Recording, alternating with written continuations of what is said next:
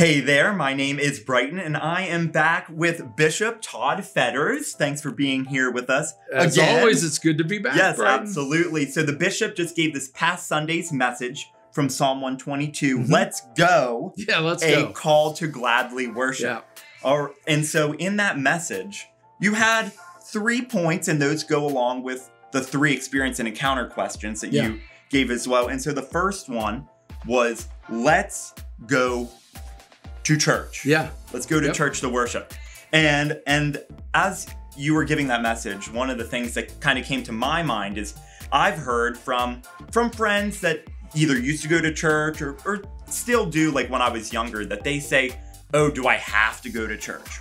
I have to go to church or things like that. And then I've always heard it say, I get to go to church. Like it is a blessing to be able to gather. So I don't know if that resonates with your point there. Yeah, certainly. I mean, in the idea that we get to go. Yes. Hopefully is that we want to go for a variety of reasons. I think it's helpful for us to want to go, to gain a perspective that God is king, God is higher. We find our being in him.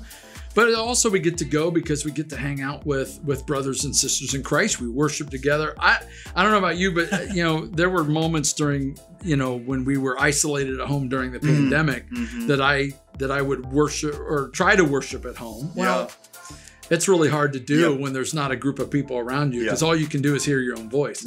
But I remember, getting into the church when we were able to get back together, and that was such a significant moment. That was I want to go. Because here's this place I can go, I can honor God for who he is, what he's done in my life, and I can be with brothers and sisters. So my hope is for you and others, we get from the have to the I get to. Yeah, absolutely. Yeah, and then your second point was let's go in to church. And one of the things that I wrote down that you said was that God's kingship is the root of our kinship. And I thought that, it flows really well. It does. It's a little pithy.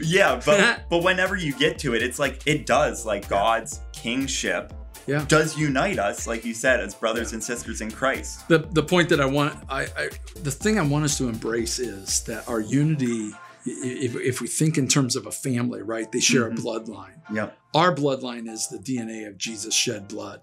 He's our king, and we are brothers and sisters in Christ. And my worship should benefit others, but it also is going to bring me in on a level ground to where the king is the focus. And if there are parts in our relationships or whether they're strained or things that are going on, my worship is probably going to enhance that. It's probably going to lead me to righting a wrong, healing something that's broken, asking for forgiveness, granting forgiveness. That's what comes out of good worship. Yeah, absolutely. And then the third point, let's go from. So this point is that, yes, it is great to gather together here in the church, but it doesn't stay here. So, So that's the so what part of this. So what? This worshiping. So what? What's the benefit? Well, okay, it is about giving God glory preeminently, but it's also about blessing others that are there with us. But beyond that, I leave a person who wants the best for my family, the best for the city, the best for anybody and everybody. And good worship, it just settles my heart in to understand God is a God of blessing, and he wants to bless those in the community where I am, particularly those people around me where I live, work, learn, and play. So like allow God to use us in our community to engage and bless the community with the gospel, as we say here. That's right. King Street's a blessing to this community, certainly a blessing to our denomination, and knowing individuals present and past from this church, a blessing to the world. Wow. So great. Thanks for recapping your sermon with us and just giving us some extra new nuggets there as well. So hopefully that was an encouragement to you. Thanks for being here with us. We hope you have a great rest of your week.